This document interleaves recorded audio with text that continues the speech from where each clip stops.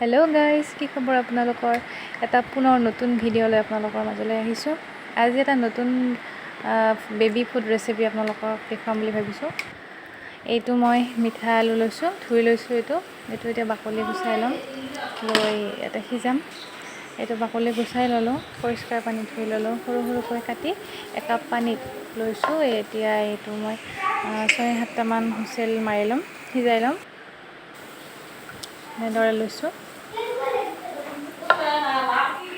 মিঠা আলুটো বেবীৰ কাৰণে খুবেই ভাল। এইটো বেবীসকলৰ ওজন বঢ়াত সহায় কৰে, স্মৃতিশক্তি বৃদ্ধি কৰে আৰু বহুতখিনি গুণাগুণ আছে। মই বহুত ভালদৰে নাজানো, কিন্তু বেবী ফুডৰ কাৰণে এইটো মানে অতি উৎকৃষ্ট। মিঠা আলুটো খুৱাব লাগে। এতিয়া এইটো মই ঢাকনি গুচাই ল'লোঁ, সিজি গ'ল। এতিয়া ভালদৰে সিজি গৈছে। মই ইয়াৰ পৰা এতিয়া মিঠা আলুৰ টুকুৰাবোৰ উঠাই ল'ম। সেইটো মই পিটিকি ল'ম। আপোনালোকে মিক্সিত মিহিকৈ পেষ্ট বনায়ো ল'ব পাৰে, সেনেকৈও বেছি ভাল। মই আজি এনেকৈ পিটিকি ল'ম। আৰু মিঠা আলুৰ পানীটো মই পেলাই নিদিওঁ, তাত মই যিটো হোমমেড চেৰেলেক বা চুজি, দালিয়া এনেকুৱা যিটো বস্তু মই বনাম তাতে এড কৰিম, কৰি মই এইটো পগাই ল'ম। আৰু তাৰপিছত মিঠা আলুখিনিত দিম, বা মিঠা আলুখিনিও আপোনালোকে তাত এড কৰি আকৌ এবাৰ পগাবও পাৰে, নপগালেও হয়। সেইটো আপোনালোকৰ কথা। এইটো মই হোমমেড চেৰেলেক, ইয়াতে চাউলৰ গুড়ি, মখনা আৰু কাজু আছে, এনেদৰে ঘৰতে বনাই লৈছোঁ। এইটো এতিয়া মই গেছত বহোৱাৰ আগতে মিলাই লৈছোঁ, কাৰণ নহ'লে লাডু লাডু হৈ যাব। আৰু এচামুচ মই চুজি দিম। চুজিটো মই আগতে শুকানকৈ ভাজি লৈছোঁ, ভাজি থৈ দিছোঁ যাতে বেয়া হৈ নাযায়। নাভাজিলে আকৌ পুনৰ মানে ৰেচিপিটো বনোৱাৰ আগত আকৌ ভাজি ল'ব লাগিব। সেইকাৰণে মই এবাৰতেই ভাজি ধুনীয়াকৈ টেমাত ভৰাই থৈ দিছোঁ। এতিয়া মই গেছটো জ্বলাই ল'ম, লৈ তাত পগাই থাকিম লাহে লাহে, কম জুইত পগাব লাগিব। তাৰপিছত এইখিনি মিঠা আলুখিনি মই এতিয়া পিটিকি ল'ম। ভালদৰে পিটিকি তাত পগাই লোৱা চেৰেলেকখিনি, হোমমেড চেৰেলেকখিনি তাতে দি দিম, দি ভালদৰে মিক্স কৰিম।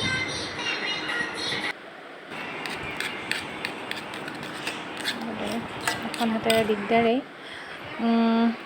এতিয়া ঘিও এড কৰিব লাগিব, কাৰণ বেবীৰ কাৰণে এইবোৰ অতি প্ৰয়োজনীয় স্বাস্থ্যৰ কাৰণে। অকণমান কম পৰিমাণে দিব লাগিব। মই এইখিনি দি দিলোঁ। এতিয়া এইখিনি আকৌ মিক্স কৰিম।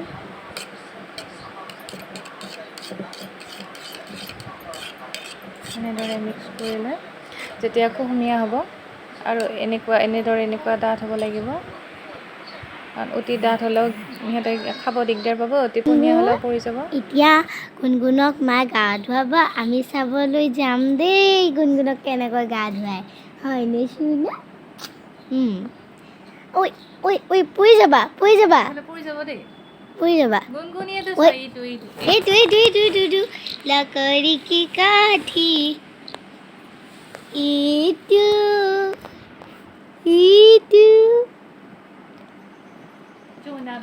ব'লা এতিয়া গা ধুব লাগে।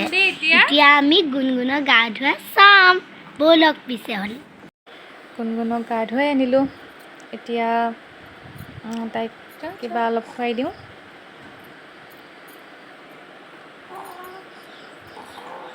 গুণগুণ বেবী, চাওঁ। মই এইটো হিমালয়াৰ প্ৰডাক্টেই ইউজ কৰোঁ। মোৰ গুণগুণৰ স্কিনত এইটোৱে চুইট কৰিছে। আৰু এটা নতুন বস্তু, এইটো ক্লথ ডাইপাৰ বুলি কয়। বেবীবোৰক ৱেইট অনুযায়ী বা বয়স অনুযায়ী বুটামবোৰ ইয়াতে ফিক্স কৰিব পাৰি। ইয়াতে এনেকুৱা এখন পেড থাকে, ইয়াতে বুটাম থাকে, দুটা বুটামত ফিক্স কৰি লগাব পাৰি। আৰু এইটো ধুব পাৰি, ধুই পুনৰ ব্যৱহাৰ কৰিব পাৰি। এইটো পিন্ধাই দিলোঁ। এইটো কমতে 4 ঘণ্টামান যাব।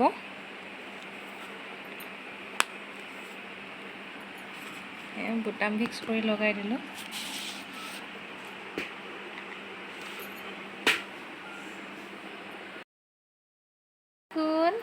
আমাৰ গুণগুণ যেনি ৰেডি দেই, গা ধুই উঠি।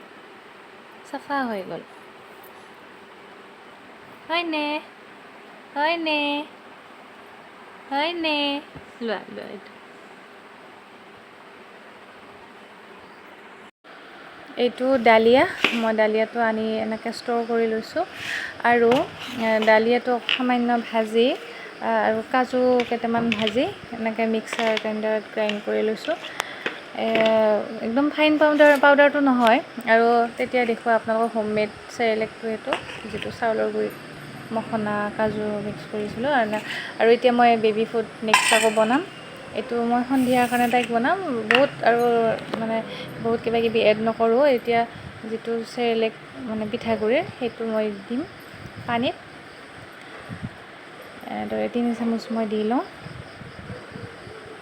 দি উঠি এইটো পগাই ল'ম পগাই খুৱাই দিম আৰু মই দিনত দুবাৰকৈ তাইক মাত্ৰ ঘি দিওঁ 3 বাৰ নিদিওঁ বহুত বেছি হৈ যাব এতিয়া বৰ্তমান এতিয়া দুবাৰেই ঘি দিওঁ আৰু ডালিয়া সিহঁতক খুৱাব লাগে কাৰণ ডালিয়াটো চবৰ কাৰণে বহুত ভাল আৰু ৱেইট বাঢ়াত সহায় কৰে বিশেষকৈ বেবীৰ স্বাস্থ্যটো ভালে থাকিব লাগে ৱেইট বাঢ়িব লাগে সময়মতে সেইবাবে ডালিয়াটো অতি প্ৰয়োজনীয় বস্তু আমিও খাব লাগে আৰু আজি ঘৰত মাহঁতে লাও পিঠা বনাইছিল আমি অকণমান দেখুৱাই দিলোঁ মই এইটো কম জুইত পগাই ল'ম আৰু কোনো ধৰণৰ মিঠা এড কৰা নাই কাৰণ দিবই নালাগে যেতিয়া গাখীৰ এড কৰা নাই এনে কিছুমানে ফৰ্মুলা গাখীৰ মিল্কটো ব্যৱহাৰ কৰিব পাৰে মই বৰ্তমান কৰা নাই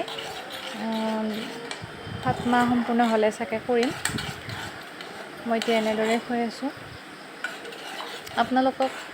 আপোনালোকৰ যদি কিবা বেবী ফুড ৰেচিপি জানে কমেণ্ট বক্সত জনাবচোন ময়ো আপোনালোকৰ পৰা শিকিব পাৰিম আৰু যদি মোৰ পৰা কিবা জানিব বিচাৰে তেতিয়াহ'লে মোক সুধিব মই যিখিনি পাৰোঁ আপোনালোকক ক'ব চেষ্টা কৰিম এজনী মোৰ ডাঙৰ ছোৱালী লাও পিঠা খাব আহিছে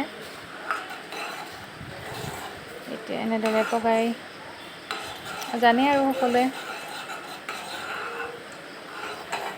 আৰু এবিধ হোমমেড চেৰেলেক আছে চাউলৰ গুড়িৰ লগত বিভিন্ন ধৰণৰ দালি মচুৰ দালি মুগৰ দালি বুটৰ দালি এনেদৰে দালিবোৰ ল'ব এলমণ্ড ল'ব এইবোৰ ধুই ৰ'দত শুকাই ভাজি মিক্সিত গুড়া কৰি তেনেকৈও বনাই ল'ব পাৰি ময়ো এনেকৈ বনাম তেতিয়া এটা ভিডিঅ' নিশ্চয় আপোনালোকৰ মাজত শ্বেয়াৰ কৰিম আৰু এইখিনি চাই থাকক ভিডিঅ'বোৰ এইখিনি এতিয়া ঠাণ্ডা হোৱাৰ পিছত মই তাইক খুৱাই দিম আৰু ৰাতিপুৱাৰ কাৰণে মই হেৰি কৰোঁ মানে ৰাতিয়েই ডালিয়াটো তিয়াই থৈ দিওঁ পানীত কাৰণ এইটো নহ'লে টান হৈ থাকিবও পাৰে অলপ খাব অসুবিধা পাবও পাৰে সেইকাৰণে পৰিষ্কাৰ বাতি এটাত একাপ পানী ল'লোঁ সেই কাপ পানীৰে মই ৰাতিপুৱা বনাম সেই একাপ পানীত ডাঙৰ এচামুচ ডালিয়া তাতে মই দি দিলোঁ এইখিনি তিয়াই থৈ দিলোঁ ৰাতি আৰু ৰাতিপুৱা মই এইখিনিৰ লগত আৰু কিবা কিবি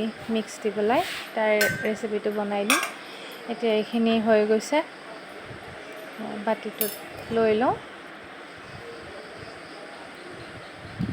আৰু ইয়াত মই বেলেগ একো মিক্স নকৰোঁ এইটো তাইৰ ৰাতিৰ আহাৰ বহুত বেছি মিক্স কৰি নোখোৱাওঁ চিম্পুলকৈ খুৱাই থৈ দিওঁ এইখিনি ভিজাই থোৱা ডালিয়াখিনি ইয়াতে থৈ দিলোঁ ছেফ হৈ থাকিব নপৰে এইখিনি ঠাণ্ডা হৈছে এতিয়া বেবী ফুড ৰেডি তাই খাবলৈ